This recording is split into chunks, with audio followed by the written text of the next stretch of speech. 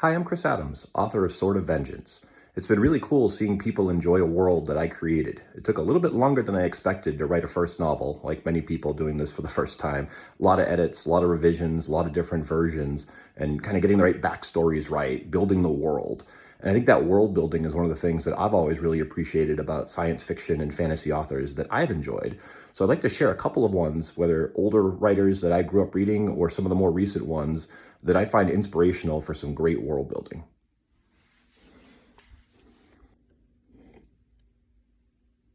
First up are some of the classics, the Dragonlance novels by Margaret Weis and Tracy Hickman.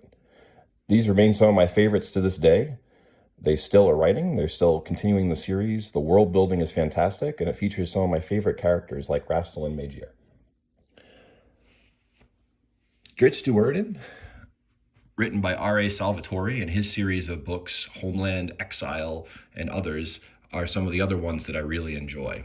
Other classic authors with very large worlds include David Eddings, which has a lot of very interesting things as the world kind of expands over the course of the series, which is interesting. Having written a first novel and read through many series, it's interesting to see how the worlds kind of expand as time goes on. Brent Weeks is another one who writes some very interesting and engaging worlds. Brandon Sanderson, of course, is one of the best authors today if you think about world building. Melissa J. Cave is one that I've found to be very interesting and one of the more recent authors that I've discovered and really enjoyed. Jim Butcher, a little bit more modern take on magic, but also a really great series. We can't wait until to see the next one of that come out. And then going back to some of the classics, Mercedes Lackey is an author that I grew up reading and really enjoying. David Weber's science fiction world building is also fantastic.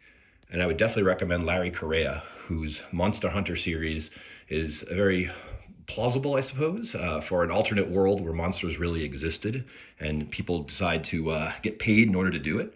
His Son of the Black Sword trilogy, as he moved into fantasy, has also been equally fantastic to read. So I hope you find a few here that maybe you haven't heard about and you would like to check out. And I hope you'll also check out my book, Sword of Vengeance. Thank you.